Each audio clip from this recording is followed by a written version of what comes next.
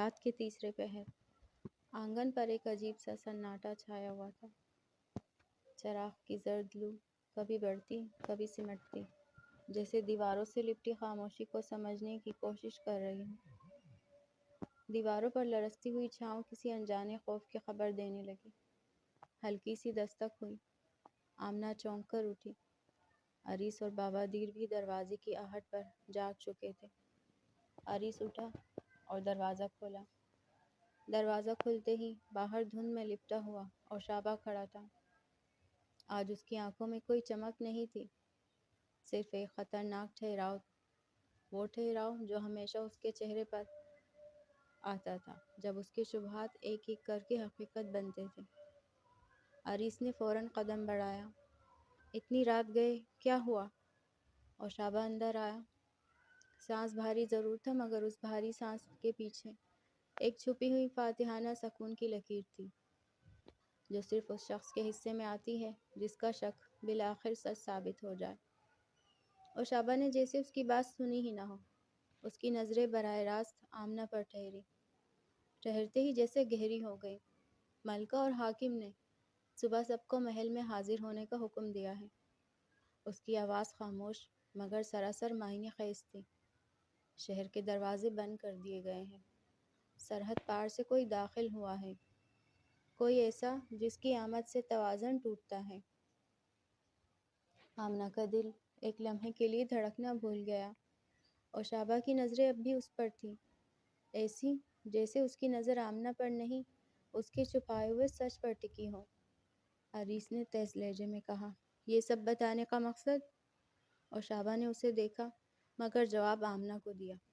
بعض لوگ یہاں کے نہیں ہوتے، ان کی تقدیر کی خوشبو بھی اس شہر کی مٹی سے میل نہیں کھاتی۔ آمنہ کے اندر خوف کی ایک سرد لہر دوڑ گئی۔ اس نے بے اختیار دوپٹہ خود کے قریب کر لیا۔ میں یہاں کسی کو نقصان؟ اوشابہ کی ہنسی بہت دھیمی مگر طنزیہ تھی۔ کچھ لوگ نقصان نہیں کرتے آمنہ، بس آتے ہی خطرہ بن جاتے ہیں۔ عریس نے تپ کر کہا، تم حد سے بڑھ رہے ہو۔ اوشابہ نے ایک پل کے لیے اس کی طرف دیکھا اور پہلی بار اس کی آنکھوں میں واضح شک جلتا دکھائی دیا۔ میں حد تب بڑھاؤں گا عریس، جب تم لوگ سچ بولنا شروع کرو گے۔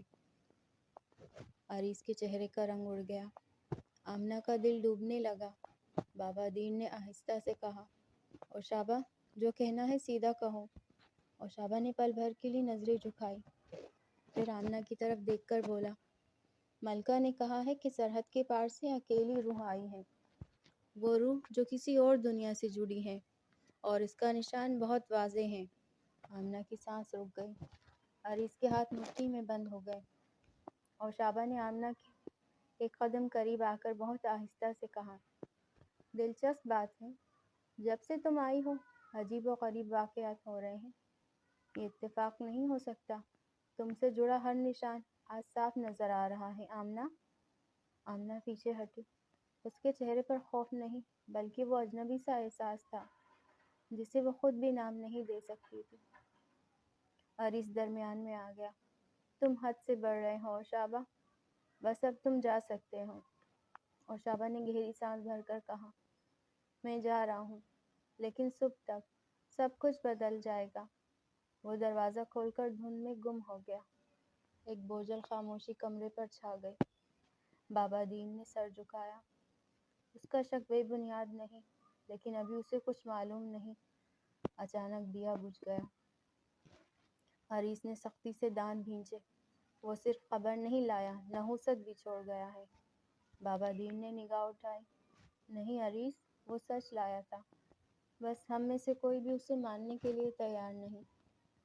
آمنہ نے آہستہ سے پوچھا، کیا یہ سب پہرے میرے لیے ہیں؟ اس کے لہجے میں ڈر واضح تھا۔ عریس آمنہ کے قریب بیٹھا، آنکھوں میں پرسکون ڈھارس بندھاتی روشنی تھی۔ اس نے آمنہ کی طرف جھک کر آہستہ کہا، نہیں آمنہ، یہ سب تمہارے بارے میں نہیں ہے، یہ سب پہرا کسی اور مسافر کے لیے ہے۔ چراغ کی روشنی پل بھر کے لیے مرجھا گئی۔ گلی کے باہر کہیں گھنٹیوں کی مدھم آواز اٹھی، ایسی جیسے شہر کی سانسیں بھی خوف میں بند ہو گئی ہیں۔ ملکہ وہ دیکھ لیتی ہے جو آنکھیں نہیں دیکھتی۔ ملکہ نے جو حفاظتی پہرا رکھا ہے وہ صرف اس لیے ہے کہ ستاروں نے کسی کی آمد کی اطلاع دے دی ہے۔ آمنہ کا دل جیسے کسی انجانے گھیرے میں جکڑ گیا تھا۔ آمنہ نے دھیرے سے پوچھا، حریث، وہ دوسرا مسافر کون ہوگا؟ حریث نے آمنہ کی آنکھوں میں دیکھا، نرم لہجے میں کہا، ہم ابھی یہ نہیں جانتے آمنہ، اصل حقیقت صبح تک ظاہر ہوگی، ابھی تمہیں فکر کرنے کی ضرورت نہیں۔ آمنہ نے سر ہلایا، مگر دل کی بے چینی رکنے کا نام نہیں لے رہی تھی۔ کیا دروازہ کھل گیا ہے؟ میں واپس جا سکتی ہوں؟ بابا دین نے آہستگی سے کہا، دروازے تب کھلتے ہیں جب آئینہ مان جائے، اور آئینہ ہمیشہ انسان سے پہلے اس کے دل کی جانچ لیتا ہے۔ کمرے پر خاموشی حاوی ہو گئی۔ باہر بارش تھم چکی تھی، مگر ہوا میں وہی نمی باقی تھی جو آنے والے فیصلوں کی خبر دیتی ہے۔ آمنہ نے سانس روکی اور پہلی بار دل نے عجیب سی سرگوشی کی۔ شاید خطرہ آئینے کے پار سے اس کی طرف نہیں آیا تھا، بلکہ وہ خود اپنے وجود سمیت اس شہر کے لیے خطرہ بن چکا۔ احمد نے قدم زمین پر رکھا تو یوں محسوس ہوا جیسے وہ کسی اور ہی لمحے میں داخل ہو گیا ہو۔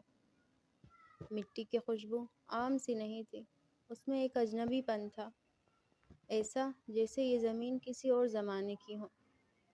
فضا غیر معمولی طور پر خاموش تھی، وہ خاموشی جس میں آوازیں دب نہیں جاتی بلکہ پیدا ہی نہیں ہوتی۔ ہوا جیسے سانس لیتی تو تھی مگر بولتی نہیں تھی۔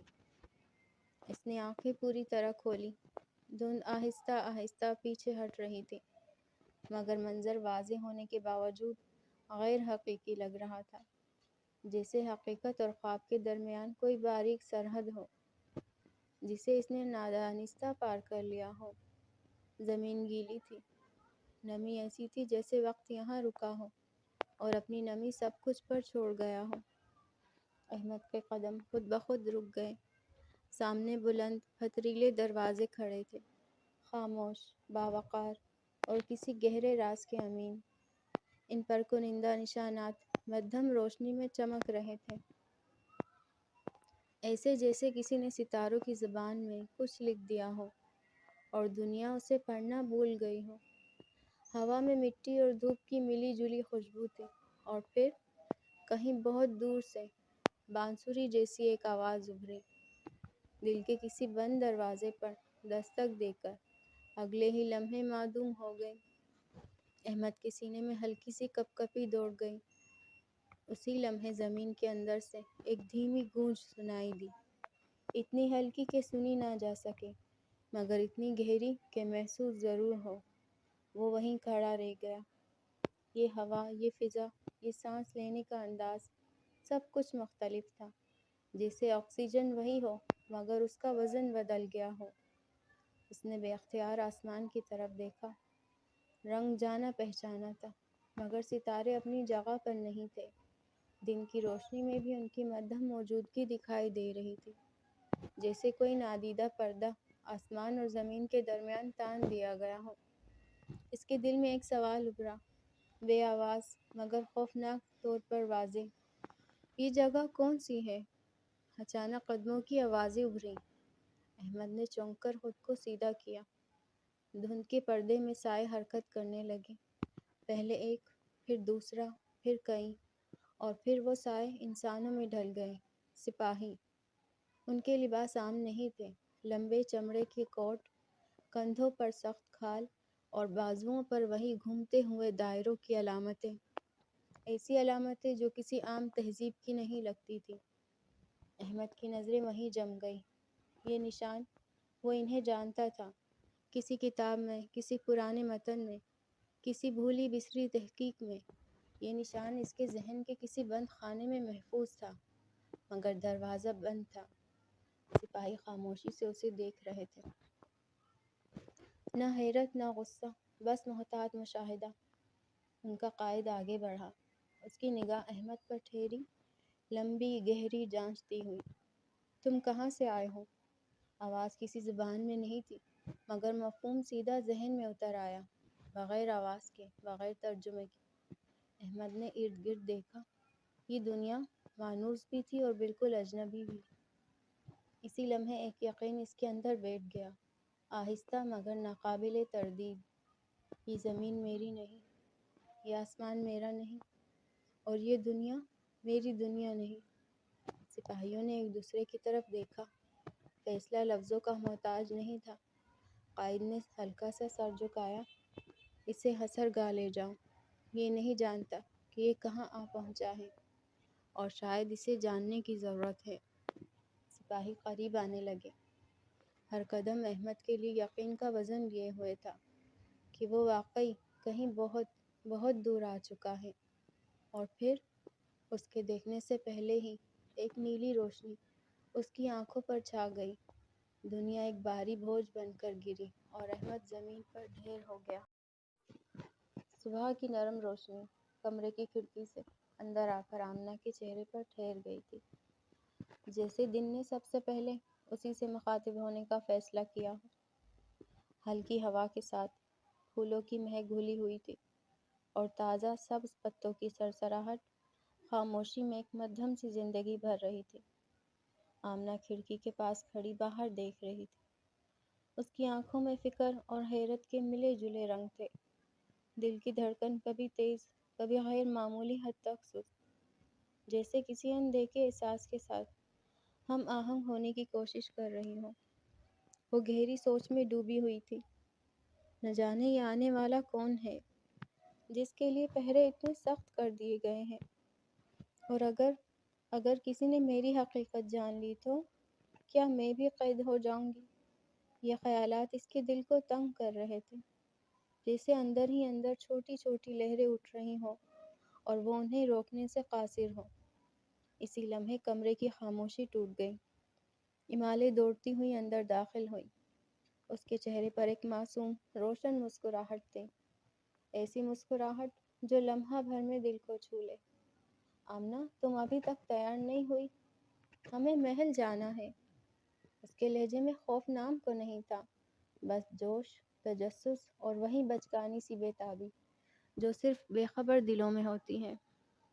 پھر وہ ذرا قریب آ کر بولی، دیکھو، ہو سکتا ہے وہ وقت کا مسافر بھی بالکل تمہاری طرح میرے لیے آیا ہو۔ آمنہ نے ہمالے کی طرف دیکھا۔ ہمالے کی چمکتی آنکھیں اور بے فکر مسکان اس کے دل میں لمحہ بھر کے لیے ہلکی سی راحت لے آئیں، مگر فکر ابھی بھی کہیں گہری چھپی ہوئی تھی۔ یہ بچی نہیں جانتی، وہ دل ہی دل میں سوچنے لگی، کہ گھر اور اپنی دنیا سے دور آنے والے کن پیچیدہ اور خوفناک خیالوں سے گزرتے ہیں۔ آمنہ نے دھیرے سے کہا، ہمالے، مجھے ڈر لگ رہا ہے۔ ہمالے نے فوراً اس کا ہاتھ اپنے ننھے ہاتھ میں تھام لیا اور پوری سنجیدگی سے بولی، آمنہ، تمہیں ڈرنے کی ضرورت نہیں، میں تمہارے ساتھ ہوں، میرے ساتھ تمہیں کچھ نہیں ہو سکتا۔ آمنہ کے لبوں پر ہلکی سی مسکراہٹ آ گئی۔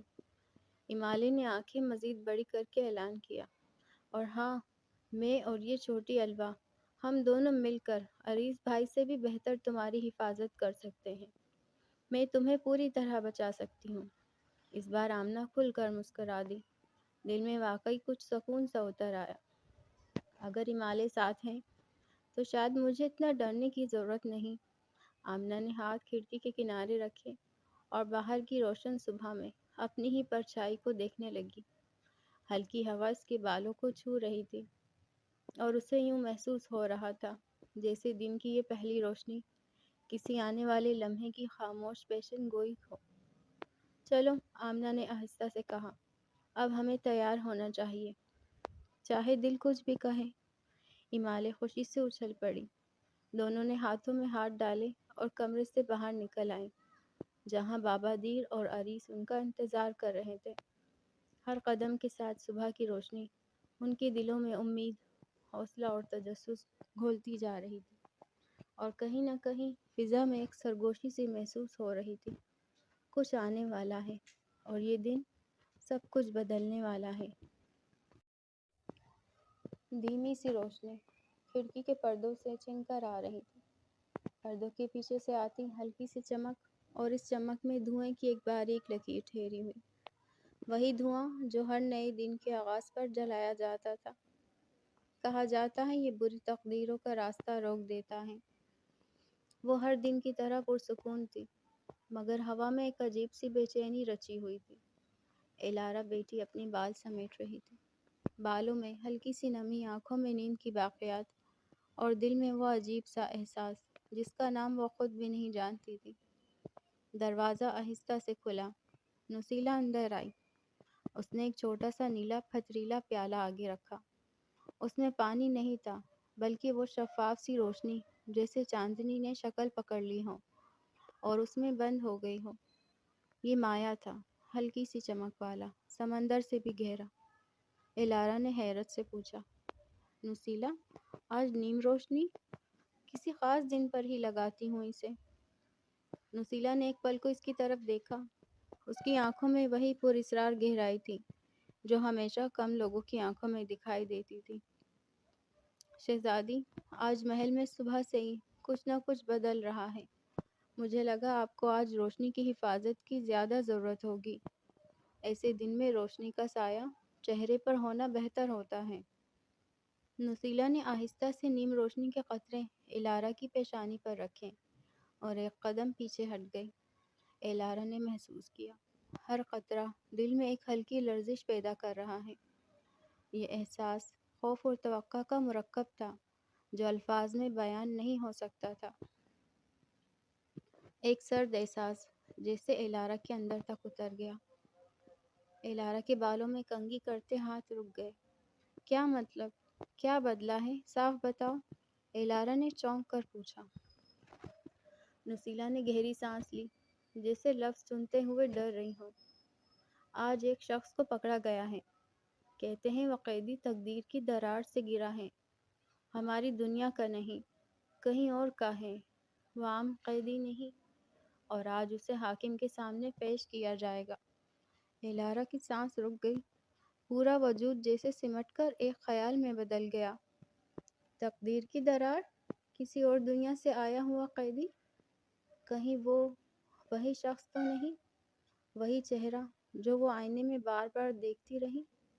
وہی بھوری خاموش آنکھیں جن میں ایک انجان سی صداقت تھی؟ راہداری سے شور کی دھیمی لہر ابھری، قدموں کی چاپ اور سرگوشیوں کی آوازیں قریب آتی محسوس ہونے لگی۔ ہر آواز دل کے اندر حیرت اور خوف کا احساس پیدا کر رہی تھی۔ سانسیں تیز ہو رہی تھی، دل دھڑک رہا تھا۔ یہ لمحہ، یہ خاموشی، سب کچھ ایک غیر معمولی واقعے کی پیشکش کر رہا تھا۔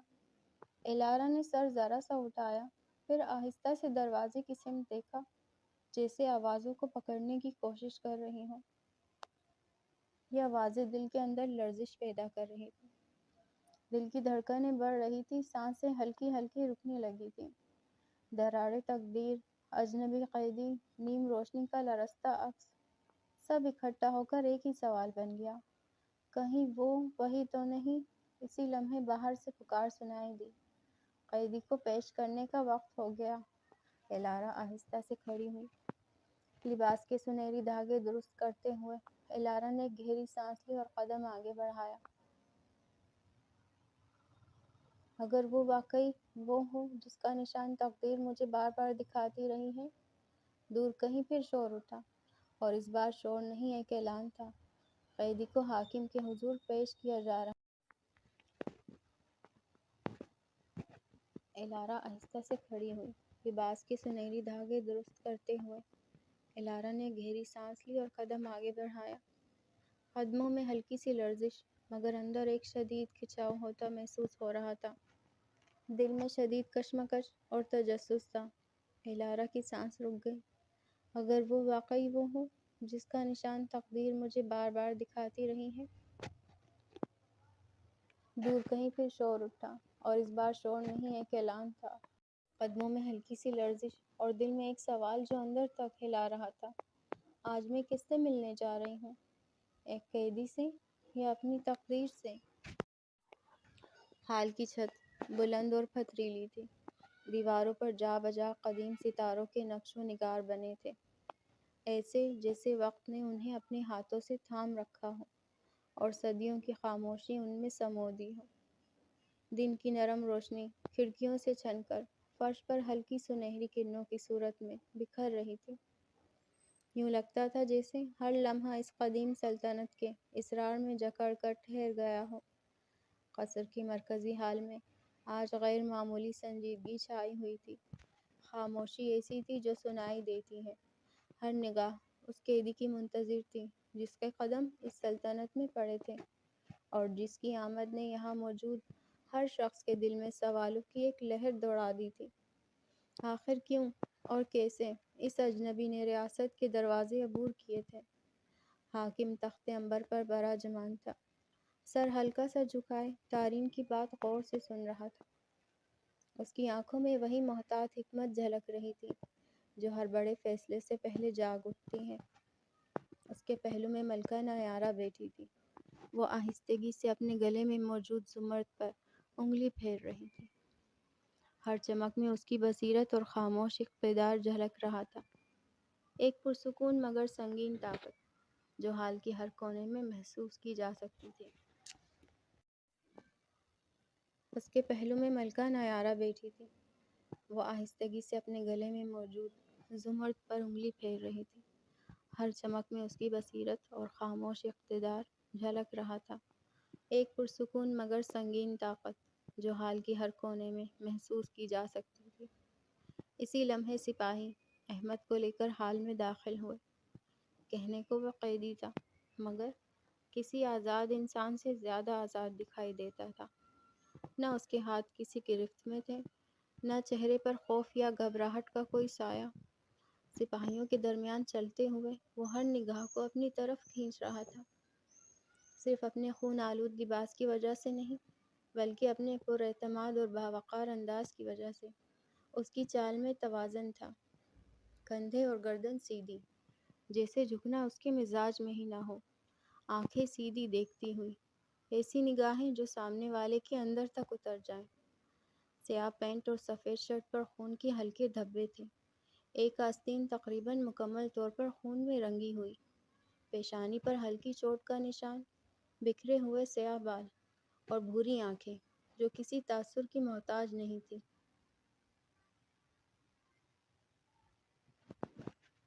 ایلارا کی نظر احمد پر پڑی تو اس کا دل جیسے ایک لمحے کو رک گیا۔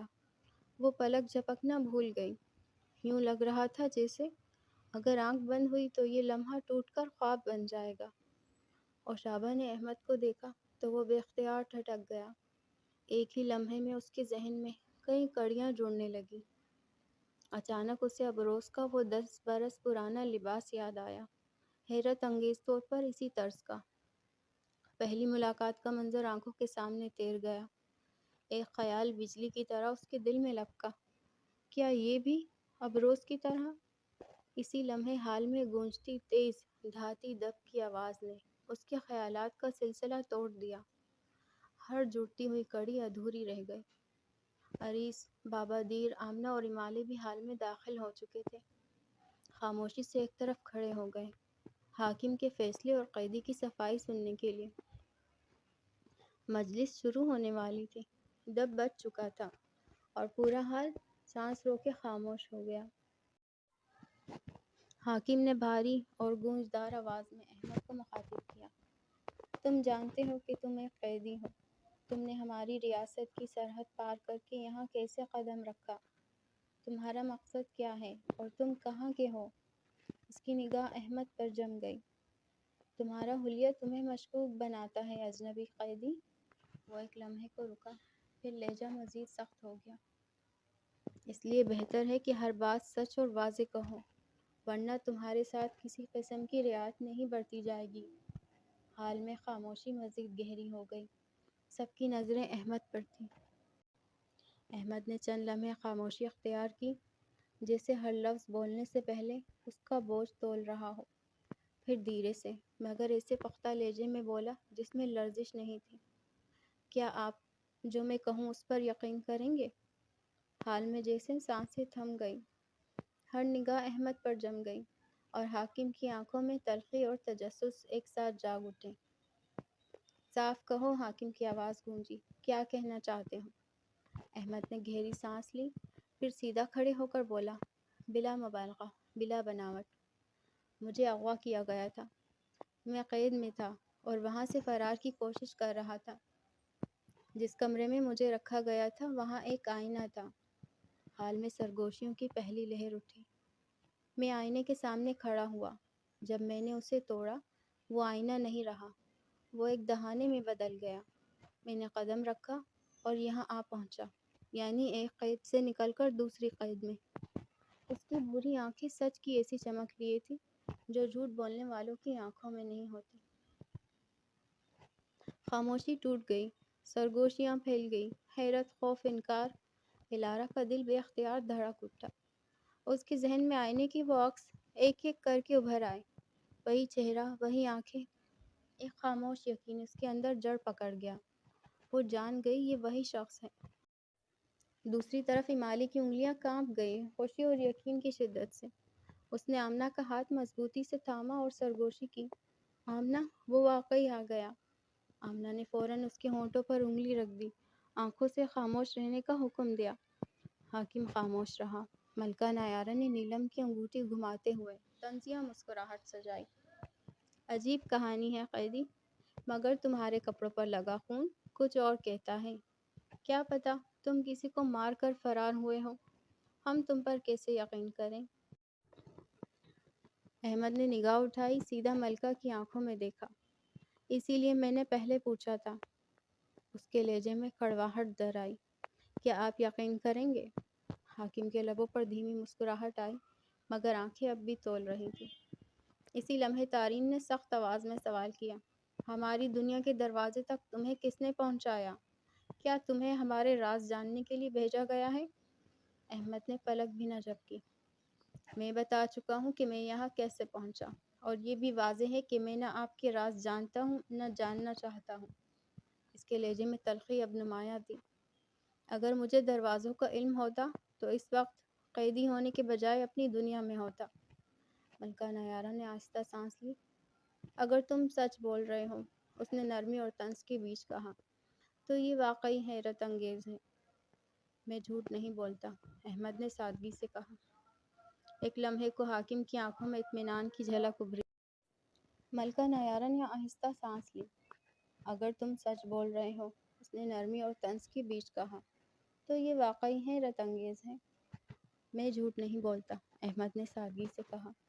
ایک لمحے کو حاکم کی آنکھوں میں اطمینان کی جھلک ابھری۔ ٹھیک ہے اجنبی، اس نے فیصلہ کن لہجے میں کہا، فی الحال ہم تمہاری بات مان لیتے ہیں، مگر تم آزاد نہیں ہوگے جب تک ہمیں یہ یقین نہ ہو جائے کہ تم تقدیر کی راہ سے آئے ہو، کسی منصوبے کے تحت نہیں۔ اس نے ہاتھ اٹھایا۔ سپاہیوں، قیدی کو حصرگاہ لے جاؤ۔ احمد کے لب بھینج گئے۔ وہ کچھ کہنا چاہتا تھا، مگر پھر خاموشی سے مڑ گیا۔ آمنہ کی آنکھوں میں ہمدردی جھلک اٹھی۔ ایمالے کا چہرہ بجھ گیا، جیسے اس کی دنیا ایک لمحے کو لرز گئی ہو۔ اور الارا، اس کے چہرے پر حیرت اور خوشی کا ایسا امتزاج تھا جسے وہ خود بھی سمجھ نہیں پا رہی تھی۔ حال میں خاموش تجسس پھیل گیا۔ یہ قیدی آخر ہے کون، اور تقدیر نے اسے یہاں کیوں پھینک دیا؟ جاری ہے۔